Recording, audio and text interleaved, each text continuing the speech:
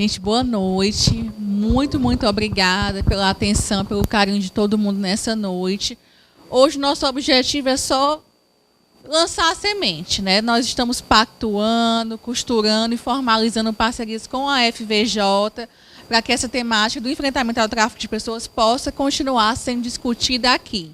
Então, nem se preocupe, que eu acho que é nosso primeiro encontro de vários outros que teremos aí em 2020.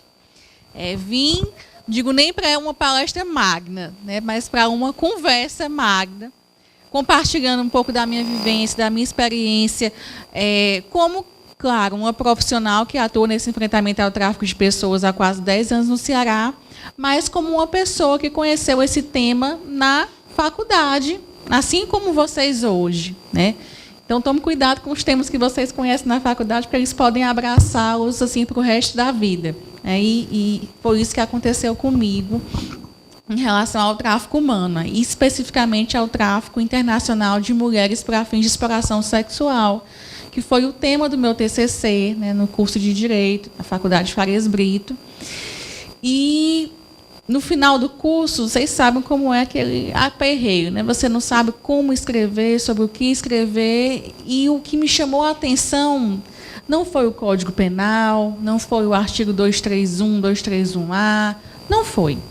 Foi um banner, né, que eu conheci na recepção da Polícia Federal, em Fortaleza, onde eu era estagiária, e tinha uma mulher amarrada, subjugada, né, de costas, sem roupa, amarrada, mais ou menos assim. E nesse banner tinha, primeiro, eles tiram o passaporte, depois tiram a liberdade. E aquela frase me tocou, né? Aquela imagem daquela mulher subjugada me tocou de uma forma que nenhum artigo, nenhuma lei, nenhum dos meus semestres, né, dos 5 anos de faculdade tinha me tocado. E eu decidi estudar isso e construir o meu TCC, né, com base nessa temática. Como estagiária da Polícia Federal, eu tive a oportunidade de ver alguns inquéritos, né, policiais.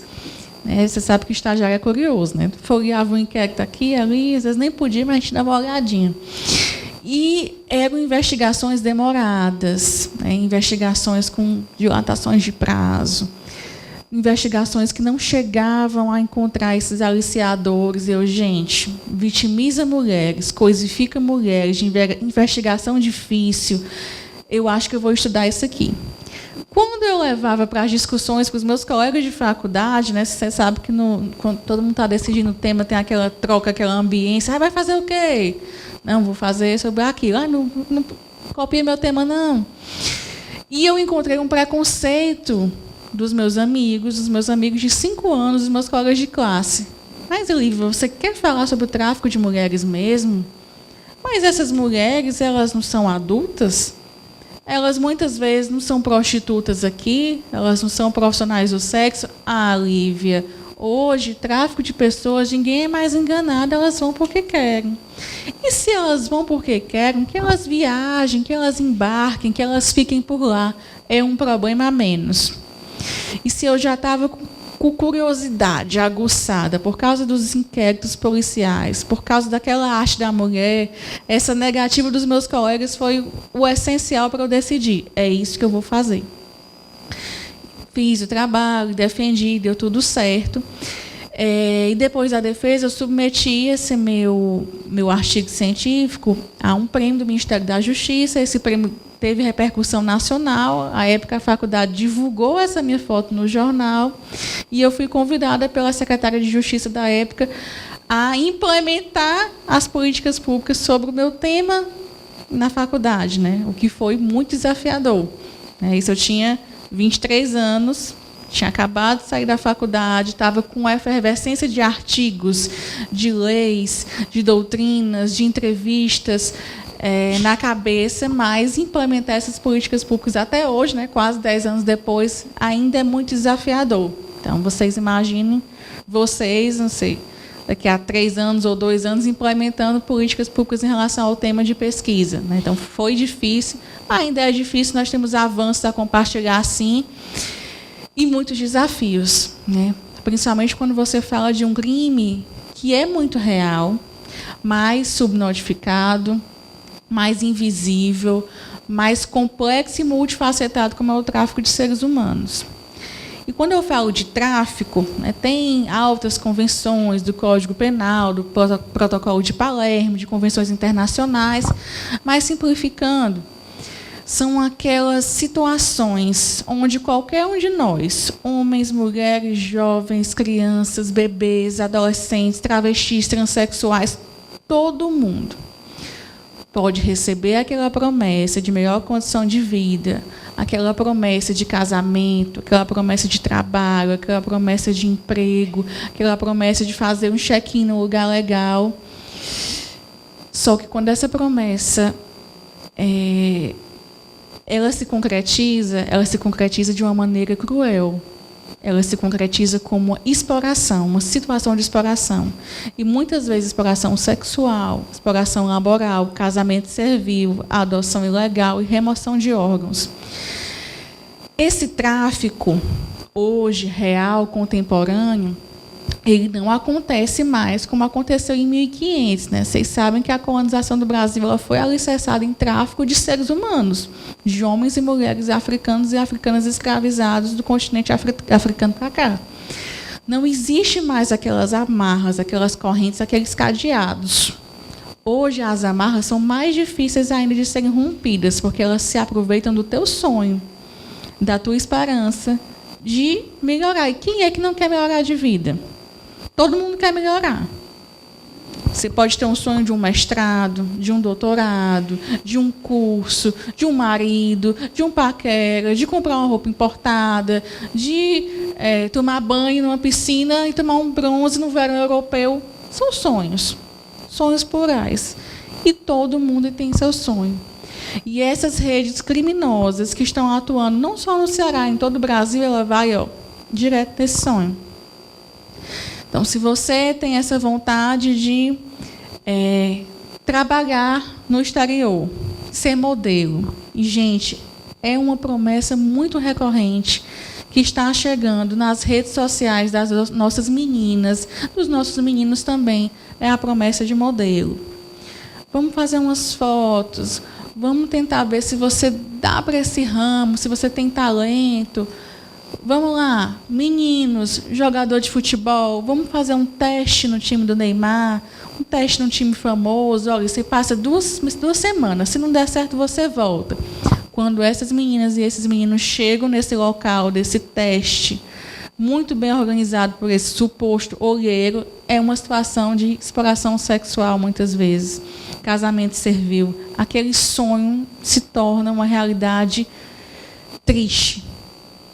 E aí, você que pensava que ia fazer fotos maravilhosas para um catálogo interessante, acaba sendo coisificado e explorado sexualmente, sendo obrigado a realizar, muitas vezes, 30, 40 programas sexuais por dia.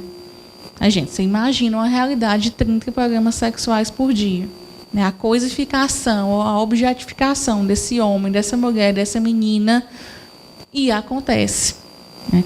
A gente fala que a Salve Jorge foi uma novela muito importante, né, que retratou isso, essa situação do tráfico, do aliciamento, desses sonhos, mas que mostrou 1% dessa realidade tão cruel. Né?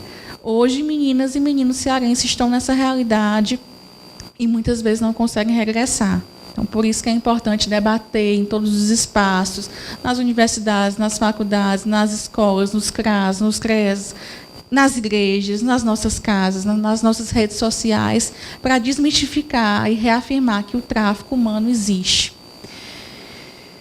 Como eu coloquei para vocês, são várias finalidades de exploração. Né? Tem a exploração sexual, que, de fato, é a mais famosa, né? Que foi que me aliciou na época da faculdade, mas eu não posso deixar de ressaltar os outros tipos de situações que vêm acontecendo aqui no Ceará.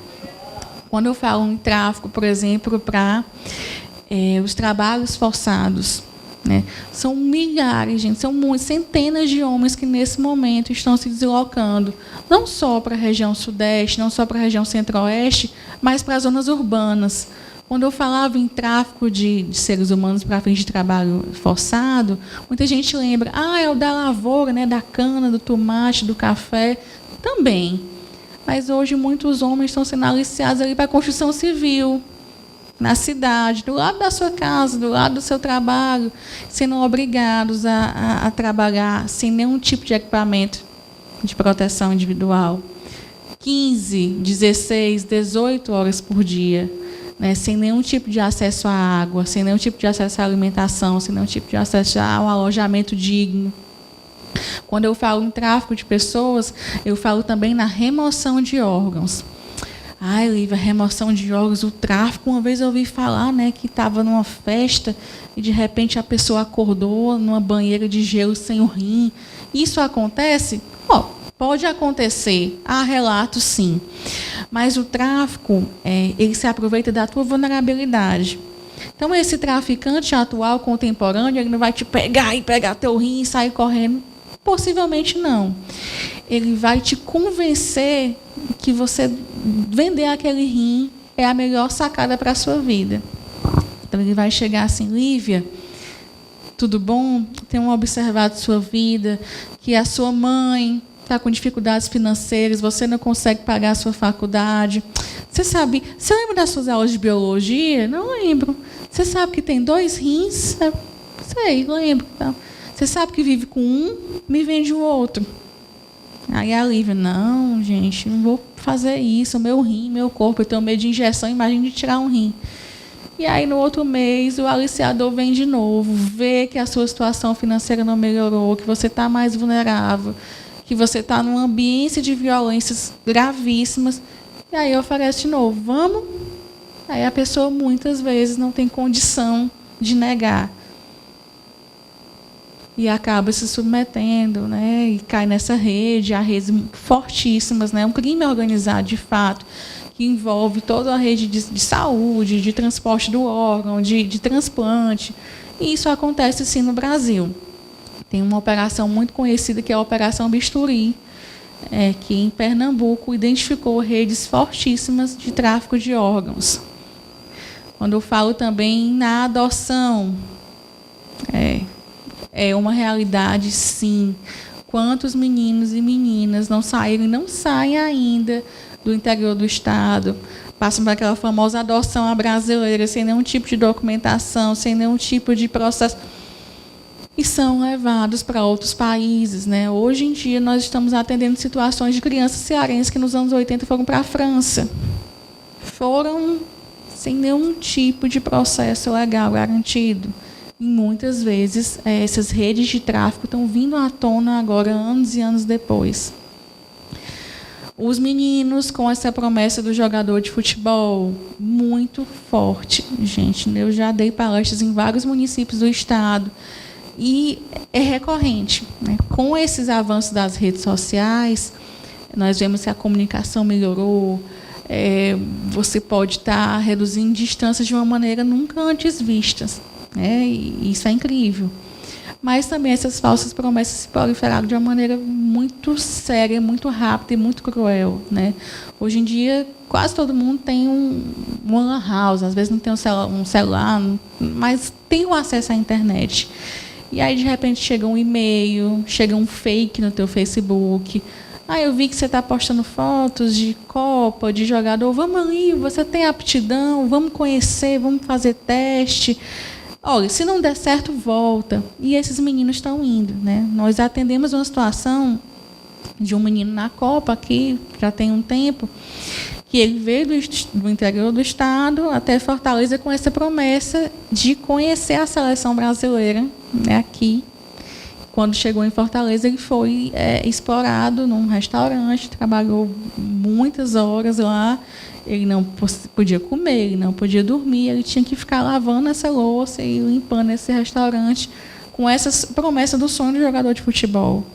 Então, é uma realidade. Nós já ouvimos situações de... Aqui em Aracati ninguém tem isso, mas com promessas de aliciamento para ver o mar. Você encontra um jovem, um adolescente que nunca saiu daquele distrito, daquela comunidade, que ele tem a possibilidade de estar no litoral para conhecer o mar, é um sonho, é uma vulnerabilidade. E é aí que esse aliciador vai encontrar essa ambiência para acorrentar de maneira contemporânea a essa pessoa. E essa pessoa vem. Ela não vem no container, ela não vem no cadeado, ela vem no seu ônibus de linha, ela vem pedindo carona, ela vem como dá, tentando chegar a esse seu sonho. Agora, os desafios, né? Se essa ambiência, se essa plural, se essa dinâmica é tão real, por outro lado, ela é muito difícil de ser enfrentada. Você imagina acolher essas pessoas depois que a situação do tráfico, depois que essa exploração sexual, laboral, enfim, acontece. Como é voltar para a sua casa? Voltar para a sua casa com os seus sonhos quebrados, né? Com aquela sensação de impotência, de que eu fui enganado, que eu sonhei, eu fiz a festa no meu bairro,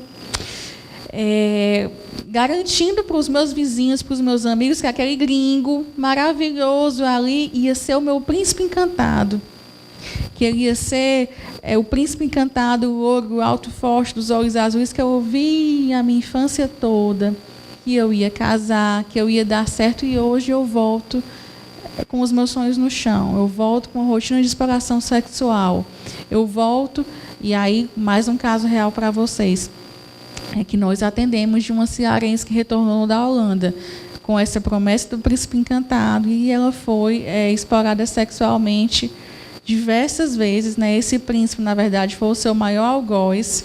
Ele passou a organizar festas brasileiras na Holanda, e lá ele vendia a caipirinha, a bebida brasileira, a comida brasileira, e explorava a cearense brasileira no quartinho dos fundos.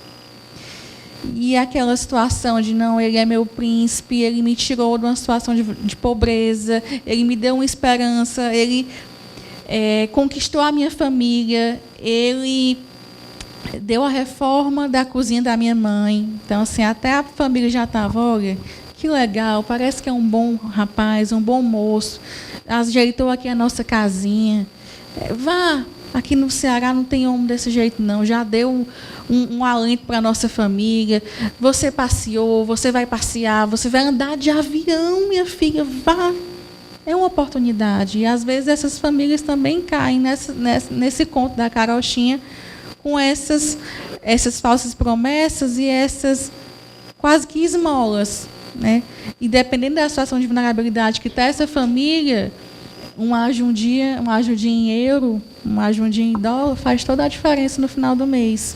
E acaba que esses sonhos, eles envolvem a menina, envolvem toda a família, e essa família acaba incentivando que essa menina siga a viagem. Eu conheço um caso aqui da cidade, inclusive uma ex-namorada minha. Ela conheceu um alemão em Canoa Quebrada, coisa muito comum, conhecer estrangeiro. E ele fez a promessa, né? E eles ficaram se comunicando no final da década de 90, início dos anos 2000. A comunicação era mais por carta, né? E ele convenceu ela a ir para a Alemanha. Ele mandou a passagem, né? E convenceu, ela foi, sob o sonho de que casaria e que teria uma vida muito boa na Alemanha. Ela foi explorada sexualmente e em trabalho doméstico durante 6 anos. Ela conseguiu fugir, o termo é esse, fugir. Ela ficava trancada dentro de casa, direto. Ela não saía. Ele colocou ela isso é muito comum por conta da questão da Segunda Guerra Mundial. Ninguém ouvia. Ela gritava. Ele saía para trabalhar, deixava ela trancada, sem comida dentro de casa. E ela gritava e ninguém escutava. Quando foi um dia, por azar, ele deixou uma fresta de uma janela aberta. E ela gritando, uma pessoa ouviu e denunciou na polícia que tinha uma pessoa gritando. Só que ela gritava em português. E ninguém entendia. E a polícia veio, e ela tentando se comunicar de todas as formas, sem conseguir. Eles arrombaram a porta, tiraram ela, levaram para a delegacia. Quando ele ficou sabendo, ele foi para a delegacia, foi dizer que aquilo era um mal-entendido e tudo mais, só que aí, por coincidência, um brasileiro entrou na delegacia para fazer uma determinada ocorrência. E aí, como ele falava alemão, ele disse, não, ela não está dizendo isso, ela está dizendo uma outra coisa. E aí ela foi encaminhada para um abrigo, e ela passou nesse abrigo aproximadamente uns 6 meses. Só que ela efetivamente casou com ele, então ela tinha cidadania alemã. E aí ela continuou, ela preferiu ficar lá por conta da vergonha de voltar para a cidade e que as pessoas ficassem sabendo dessa situação. Então ela preferiu ficar lá. Só que o sonho dela acabou se realizando, porque ela, nesse período que ela ficou, foi dada a oportunidade dela de estudo, ela aprendeu alemão, ela se formou em paisagismo e ela mora em Berlim. Hoje é casada, tem 2 filhos, muito feliz. Mas foi uma outra realidade vivenciada, mas ela foi vítima de uma situação, como a professora Lívia está dizendo, de exploração. E isso ainda é muito comum mesmo. No caso das mulheres, e também não posso deixar de ressaltar o caso das travestis, que está sendo muito recorrente aqui no nosso estado. Vocês já imaginam que nesse aliciamento, quando você chega, não sei, em outro país, em outra cidade, você não chega livre e liberto, não. Você já chega com uma dívida. O aliciador que estava te chamando os seus belos olhos, para te dar uma oportunidade, ele vai cobrar tudo que ele gastou com você. Ele vai cobrar a passagem, vai cobrar uma roupa, uma mala, um banho de loja que ele deu antes de você sair daqui, aquele puxadinho da casa da sua mãe que ele deu para conquistar a tua família, ele vai cobrar e vai cobrar superfaturado. E no caso das travestis, das transexuais cearenses, a dívida é maior, envolve a questão do silicone. Silicone muitas vezes industrial, colocado com aquelas bombadeiras, sem nenhum tipo de higiene, nenhum tipo de assistência. Vai cobrar ômega, vai cobrar algum tratamento hormonal, um tratamento de pele. E essas travestis cearenses, elas estão sendo aliciadas com aquela promessa, além do casamento, além... fala bem, esse filme. Além dessas possibilidades de vida... com a promessa de dignidade, gente. Nós já atendemos uma menina, e mais um caso para vocês, que ela colocava, Lívia, eu fui expulsa da minha escola muito cedo. Eu não sou João, eu sou Maria. E na chamada todo dia era João da Silva. E eu não conseguia ficar naquele ambiente que me chamava de João da Silva se eu era uma Maria, se eu sou a Maria. Saiu da escola muito cedo. Se eu procurava um atendimento médico no posto de saúde, todo mundo apontava assim, o viado chegou, camisinha ali, viu? Essa pessoa nunca conseguiu uma consulta com o clínico geral, porque era rechaçada na própria triagem lá do posto de saúde. Consequentemente, se saiu da escola muito cedo, não conseguia emprego. E ela dizia, Lívia, tem umas meninas que elas conseguem ter esse acesso a fazer evento, fazer uma unha, fazer um cabelo, mas eu não queria ser uma administradora. E eu nunca consegui realizar esse sonho. Então, o que é que me restava era a rua, era a pista. E essa promessa de conseguir um pouco mais em real, quem sabe em dólar, quem sabe em euro, e quem sabe mais ainda um gringo maravilhoso que me valorize e pague a minha cirurgia e me trate como uma mulher digna, a dama que eu sou, me levou. Então, essa é a realidade de muitas travestis transexuais cearenses, em rotas Ceará-São Paulo, Ceará-Itália, Ceará-França. Infelizmente, as vulnerabilidades delas são bem mais fortes do que as das mulheres, das meninas e dos homens aqui do Ceará. E existem alguns filmes que já retratam essa realidade. Eu acho que a professora quer compartilhar um pouquinho sobre esses filmes. Boa noite, pessoal.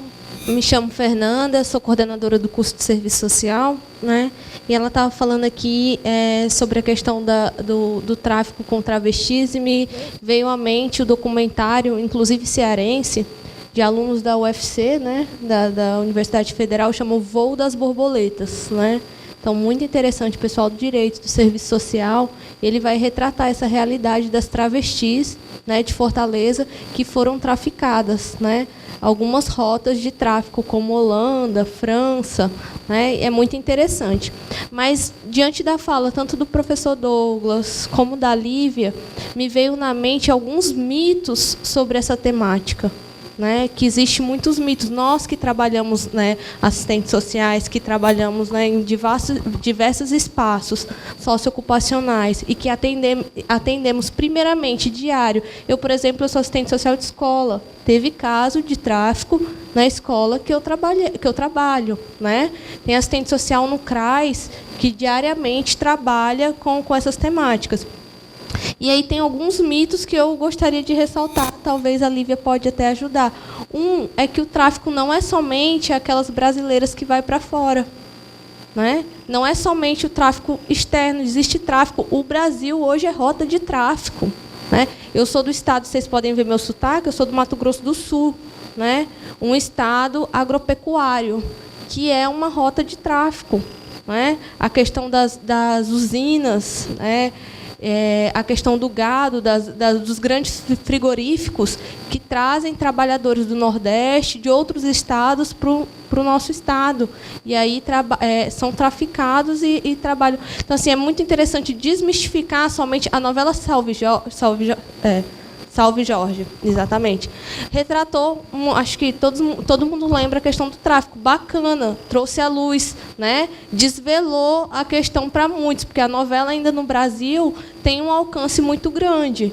Mas ela tratou, como falou a Lívia, a questão das mulheres brasileiras sendo traficadas para fora. E tem outras conjunturas, outras formas de tráfico que precisa ser desvelada. Né? Quando eu falei questão de aluno traficado, um aluno, inclusive, travesti, né? Foi traficado para o estado da Bahia. Né? E graças a Deus que há tempo agimos junto com a polícia, com o Conselho Tutelar. Outro ponto também a ser tratado, que acontece muito ainda, há mito. Essa temática tem muitos mitos. Né? Essa temática também foi de estudo da minha pós-graduação. Né, minha orientadora era a temática dela, só que o meu tema de pesquisa é migração, e a migração ela perpassa também como adoção a questão do tráfico. Então, outro mito também muito grande é achar que toda trabalhadora sexual, né, ela está traficada, ela está em situação de tráfico. Não, existe também mulheres que que são profissionais do sexo, trabalhadoras do, né?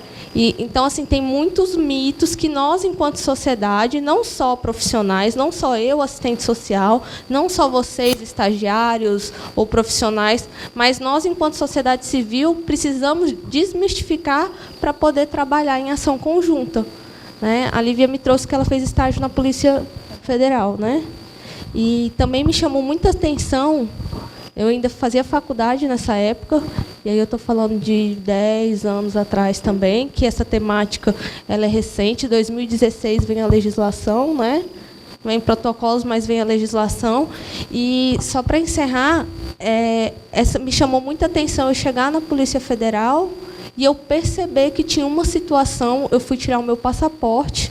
Na época, eu fui fazer intercâmbio em outro país e precisei tirar o passaporte. Foi aí que eu me deparei com e eu vi uma situação de provável. Eu entendi, naquele ambiente, uma situação de tráfico. E aí a polícia, né, age muito da maneira de invadir, né, sem agir com as políticas protetivas. Né? Sem agir com assistência, sem agir com educação, sem estar junto com outras políticas preventivas. Então, esse eu acho que é um desafio, né, Lívia? Acho que eu gostaria que você trouxesse isso. Né? Aonde que nós vemos a política de assistência trabalhando na prevenção do tráfico? Onde que nós estamos vendo a política de saúde trabalhando na prevenção? Quando fala de tráfico, nós vemos o quê? Né? Já a questão da Polícia Federal, né, Ministério Público algumas vezes pronunciando, e as políticas preventivas em silêncio ainda, nos CRAs, nos CREAs e em outros espaços. E para você que está assistindo o nosso programa, continua ligado que vamos para um breve intervalo e voltamos já.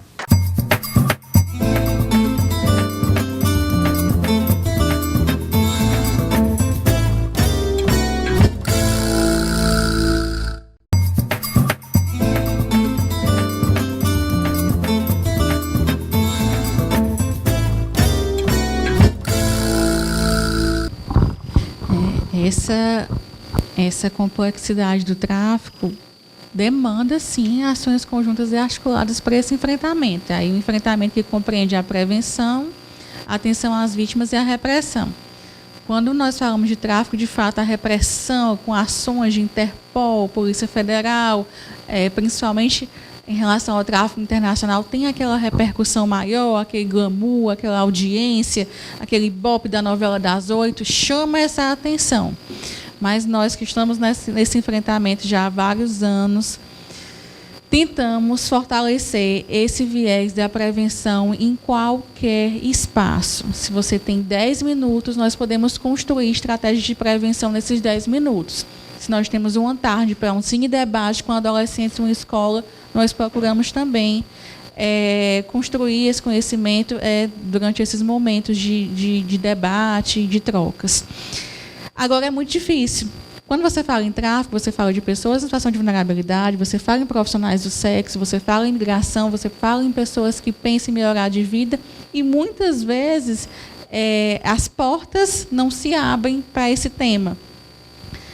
Quando tem algum tema mais polêmico no Enem, de uns anos para cá, é que as pessoas, será que esse tema vai cair no Enem? Então, pode dar uma palestrinha de meia hora na minha escola, pode fazer uma roda de conversa aqui no CRAS.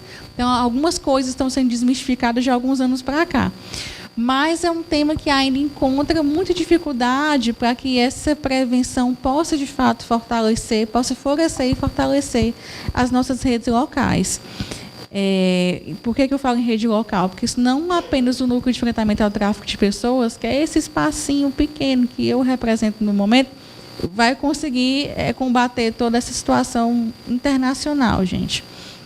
A professora colocou de uma situação de tráfico que aconteceu na escola dela, e nós também recebemos uma situação semelhante de duas meninas, né, de um distrito aqui do interior do Ceará, que iam ser vítimas de tráfico humano, mas a própria rede, a comunidade escolar, com aquele olhar, conseguiu impedir a situação, né? Essas meninas estavam faltando muito às aulas, estavam se transformando, estavam chegando com roupas diferentes, estavam pintando o cabelo, estavam colocando piercing. E aí as professoras começaram a achar estranho. Olha, aquelas famílias não prosperaram de maneira aparente, essas meninas faltando, chegando com sapatos, com roupas, com esses banhos de loja. O que será que está acontecendo, né? As primeiras tentativas frustradas, né? Ninguém vai falar que vai fazer a viagem dos seus sonhos, porque, poxa, alguém pode interromper esse projeto de migração possivelmente positivo. Segunda tentativa, nada. Terceira, nada. Mas aí, com o tempo, essa comunidade escolar, especificamente, uma coordenadora descobriu que um dos primos dessa menina, que morava em São Paulo, estava construindo todo aquele sonho de que essas meninas iam ser grandes modelos de sucesso em São Paulo. Essas meninas, as duas, tinham o sonho de pintar o cabelo de vermelho. E ele dizia, você tem esse sonho? Pois se eu te disser que tem uma cidade aqui do interior que ela é especialista em meninas jovens, modelos com esse perfil do cabelo ruivo. Então, olha, vai ser para lá que vocês vão. E as meninas com medo, eu não sei, a minha mãe vai deixar, não sei se vai dar certo. Vai dar sim, o seu perfil é maravilhoso, é tão bom que eu já vou te adiantar. Pega R$200, pega R$100. E essas meninas começaram a se produzir, né? Já pensando nessa carreira de modelo em São Paulo, nessa expectativa de prosperidade, nessa agência de modelo do cabelo ruivo. Começaram a comprar roupas e aí a comunidade entendeu que alguma coisa estava acontecendo, conversou com essas meninas. Esse primo não era uma rede criminosa internacional, não era um aliciador estrangeiro que vem de fora, era o primo dela, que era o aliciador. E essa é uma das nossas realidades locais também. Às vezes são redes criminosas que entrelaçam o tráfico de pessoas, com o tráfico de drogas, com o tráfico de armas, com estrangeiros, brasileiros, uma rede grande. E, às vezes, são pessoas próximas, pessoas que estão dispostas a estar ali do teu lado para conquistar a tua confiança. É uma amiga, é uma vizinha, é uma prima, é uma pessoa da igreja. Gente, nós vimos casos de uma pessoa que aliciou a irmã na porta da igreja. Né? São pessoas que estão dispostas a construir com você o sonho de ser Eldorado. Maravilhoso, que vai caber direitinho no teu bolso com o que você quer.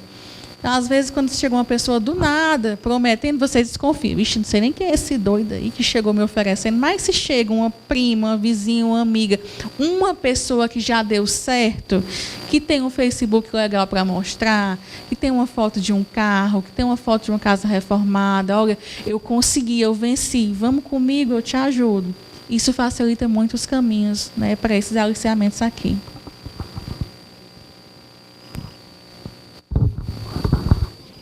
Doutora Lívia, eu estava escutando a colega falar e eu acho que o que a gente está fazendo aqui termina sendo já uma forma de proteção por meio da conscientização, né? Aqui no Brasil, nós temos muito tráfico de pessoas vindas dos outros países da América do Sul, Bolívia, Venezuela agora, por conta desse problema. Lá, muita gente está sendo explorada aqui no Brasil. E essa exploração é, muitas vezes, através do tráfico de pessoas. Às vezes a gente acha que tráfico de pessoas é quando há compra e venda. Na realidade, é quando há um tipo de exploração que impede a pessoa de agir livremente. A gente tem que entender isso.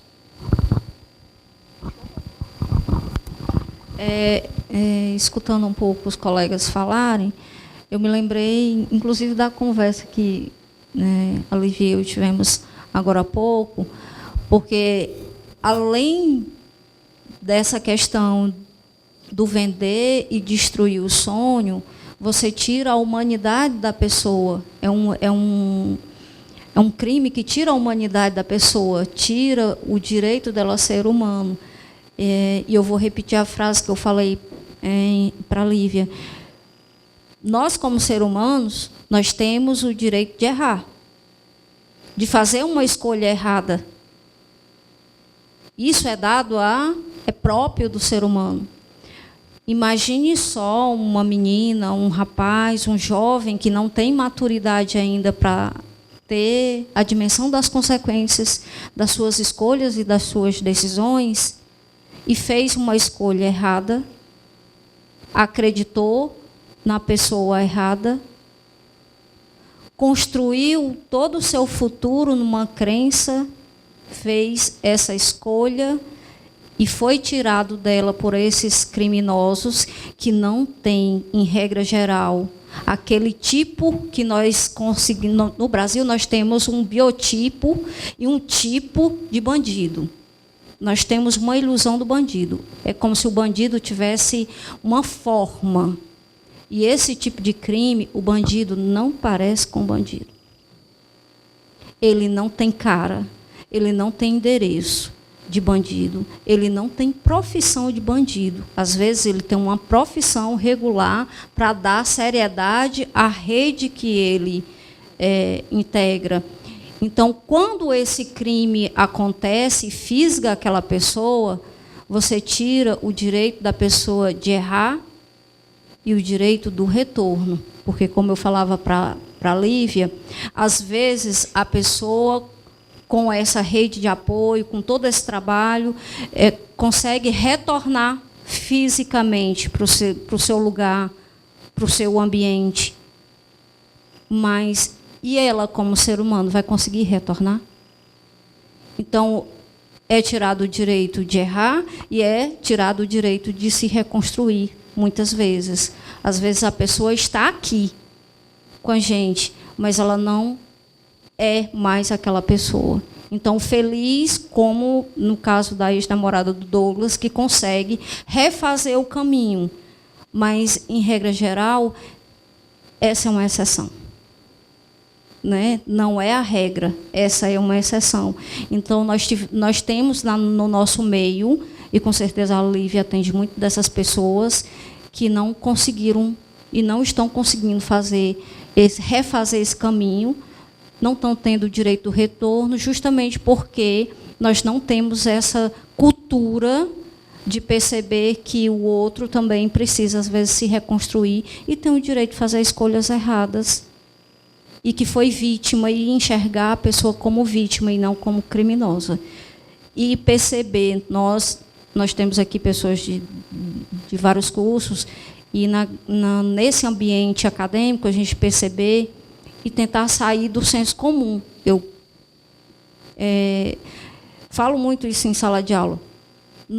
a partir do momento que você entra numa graduação, aí eu digo, você perdeu o direito de se portar e pensar pelo senso comum. Não porque o senso comum e o conhecimento do senso comum não seja importante.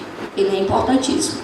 Mas porque você tem a obrigação de elaborar novos conhecimentos baseados em fatos e metodologias reais.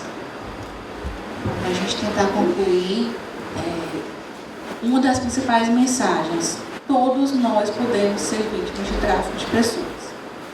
Nós temos uma parceira do nosso núcleo, ela faz parte de uma pastoral social, professora do ensino médio, com especialização, e foi aliciada com essa proposta do mestrado da Espanha. E, gente, não foi uma proposta qualquer. Existia um site, existia um contrato, existia toda uma empresa de turismo, uma empresa que ia levar, que ia hospedar, e era tudo falso.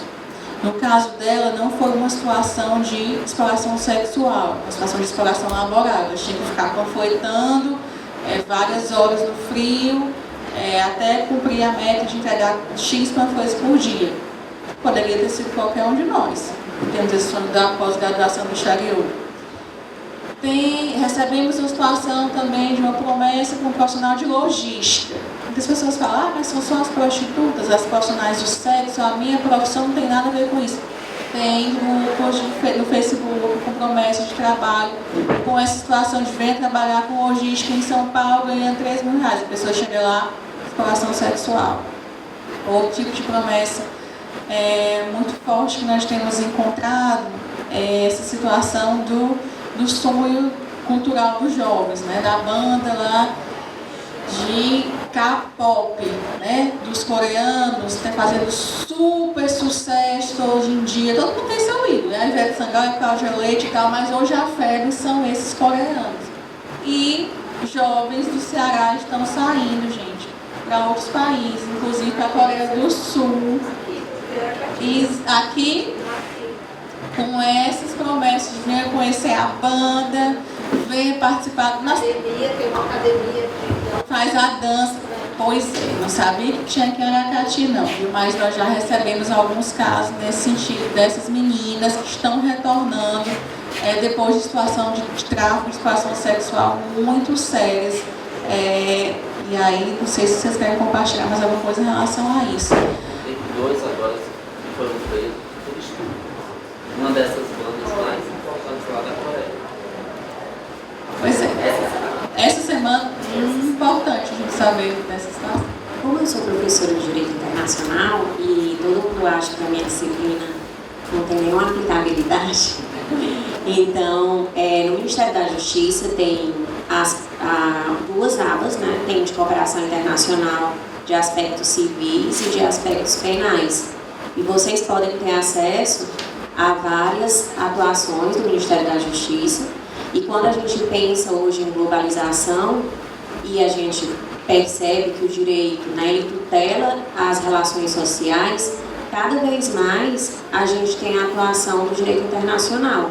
Quando eu conversava com vocês sobre a atuação do consulado e falava que era o link direto entre o estrangeiro e o país dele no exterior, o consulado do Brasil, por exemplo, é o link direto do brasileiro no exterior, é também para essas questões que a doutora Lívia está falando. Quando desaparece alguém aqui, vai ser esse consulado que vai entrar em contato para tentar saber o que está acontecendo. Não sei se vocês viram recentemente, acho que foi um cearense desapareceu, acho que foi na Alemanha, enfim. Então, assim, para que vocês possam perceber que existe atuação e aplicabilidade no que a gente vê na sala de aula. Não é à toa que a doutora Lívia hoje está aqui por conta de um tema do TCC dela. Então, essa rede, posso já te falar, dos consulados e das embaixadas é essencial. Você sabe que quem trabalha com gente, eu posso explicar 1000 vezes, o tráfico humano existe, tome cuidado, mas a pessoa diz, eu vou. Eu quero viajar, eu não quero nem saber, eu nunca vi você na minha vida, eu tenho essa promessa maravilhosa e a esperança é igual a sogra, é a última que morre, eu vou. E essa pessoa vai. E se essa pessoa vai, o que a gente pode fazer? Algumas regras de sobrevivência. Colega, se você vai, tenta tirar uma cópia do teu passaporte, do teu documento, deixa no sutiã, deixa na calcinha, deixa no sapato, não entrega. Se você sabe que vai para uma cidade da Alemanha, tenta ver o endereço do consulado mais próximo, o telefone, o e-mail, algum local, alguma coisa. Você manda um sinal de fumaça, manda uma mensagem, porque às vezes esses aliciadores permitem que essas vítimas fiquem um tempo com o celular se comunicando, que dá a entender para a família que está tudo bem, que chegou bem, a família relaxa. Quando a família relaxa, começa a situação de exploração. A gente dá essa dica. Então, conhecer essa rede dos consulados, das embaixadas, é uma das nossas dicas de sobrevivência. Se a pessoa vai viajar, viaja mesmo. Não tem livre, não tem FVJ que convença o contrário. Tentar organizar algumas frases de sobrevivência. Então, se um dia a sua amiga que diz que ia casar e ser maravilhosa na Itália te ligar dizendo: Lívia, mulher, hoje o céu está azul. Esse, na verdade, foi um código que vocês pactuaram aqui antes dessa viagem, que se essa menina ligasse dizendo que o céu está azul, é porque ela estava correndo perigo. Vocês imaginam, a menina não vai dizer: Lívia, eu estou aqui ameaçado, estou com arma na minha cabeça, porque possivelmente essa rede vai executá-la. Não.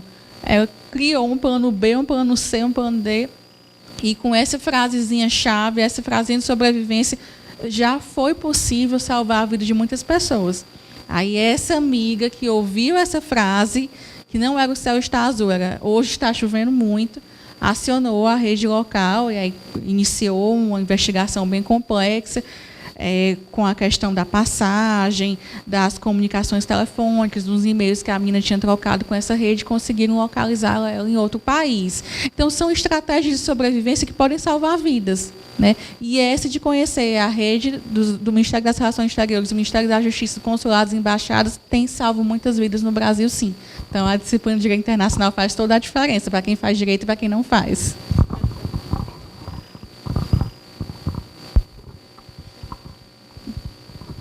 Então, doutora Lívia, muito obrigada pela sua participação na Expo. Nós queremos entregar o certificado. Ai, que coisa. Obrigada. E aqui é uma lembrancinha para você lembrar da gente. Obrigada, viu? Olha, gente, se todos os espaços abrissem as portas e os corações, como a FVJ, abre não só para o tráfico, mas para para o enfrentamento ao tráfico, não é para o tráfico, não. Para o enfrentamento ao tráfico, mas para essas partilhas de experiências pessoais e profissionais, de como essa formação nossa, enquanto estudantes, enquanto acadêmicos, enquanto cidadão, pode fazer toda a diferença, com certeza esse mundão de meu Deus seria diferente. Não agradeço, já ressalto que é um primeiro encontro de outros que nós vamos construir no próximo ano, e aí com a participação de vários cursos, com momentos de formação, de minicurso, de debate, quem sabe, é um sonho, estamos pactuando, extramuros, levar esse tema para fora da nossa faculdade. Vamos continuar sonhando, vamos continuar planejando e mãos à obra. Muito obrigada e sigamos juntos aí na vida. Todo país do mundo é um país de origem, destino ou de trânsito, então nenhum país está livre dessa situação, infelizmente. Aqui no Ceará, nós sabemos que, de fato, o tráfico de mulheres para fins de exploração sexual na Espanha, na Itália, na Suíça e na Holanda é bem forte. Mas é uma realidade super nova que nós temos enfrentado, não é esse Ceará como um espaço de origem, mas também esse Ceará como um espaço de destino. E eu não posso deixar de ressaltar que pessoas vindas da Bolívia e vindas principalmente da Venezuela estão sendo vítimas de tráfico aqui no nosso estado. E são situações assim deploráveis, né, de pessoas que vêm com aquele sonho de fugir da miséria, da fome e da pobreza e são exploradas nas mais diversas formas. Então, de fato, não existe, né, esse país que esteja livre ou que seja chave, mais vulnerável, mas em relação a alguns crimes, a gente pode identificar que a Europa ainda é esse continente que atrai as mulheres, as meninas e as travestis, com aquele sonho europeu. Então, se eu tivesse que apontar algum continente, de fato, seria a Europa, né? Ainda tem aquela construção daquele sonho, aquele espaço de atração, né? Pelo menos, na maioria dos casos, atendidos pelos núcleos, sim, mas os subnotificados, aí, infelizmente, a gente ainda não tem como mapear, como diagnosticar essa realidade. E uma das coisas que eu costumo dizer é que quem sofre violência é potencial violador. Então, se ela não for trabalhada da forma correta, ela pode vir a ser uma aliciadora, porque ela viveu a situação e isso acaba refletindo. É o corpo são e a mente doente. E a mente doente é difícil de ser tratada. Bom, gente, queria agradecer a participação de vocês, agradecer a professora Lívia. Opa, desculpa. Se eu ir embora com essa, enquanto assistente social, não tem como não falar. Então, a gente fala muito sobre as rotas, né, de tráfico, sobre situações, sobre o que vivenciamos na prática sobre tráfico, mas, enquanto assistente social, não poderia deixar de falar que existem situações que maximizam o tráfico, assim, que potencializa. Que situações são essas? Quando o Estado ele prefere agir de forma policialesca, né? De vez garantia de direitos, né? Trazer aí a questão das garantias de direito. Quando o Estado deixa de demarcar as terras indígenas, né? Potencializa, maximiza a questão do tráfico. Quando o Estado deixa de investir em saúde, em educação, em assistência, tudo isso vem potencializar. Todos os casos relatados pela Lívia que eu conheço tem uma questão envolvida, a questão social, que é o conflito capital e trabalho. Né? É o conflito entre, né, a questão da pessoa, do ser humano, né, ser visto como objeto, como mercadoria. Tudo isso é um conflito da relação do explorador e do explorado. Né? E aí, nós, do serviço social, que estudamos a questão social, a nossa matéria-prima é a questão social, não tem como não ver o tráfico dentro dessa relação. Pois então, mais uma vez, agradecer a participação, agradecer a professora Lívia, porque quem dá palestra para mim é sempre professor, agradecer a presença de todos aqui e uma boa noite e até amanhã.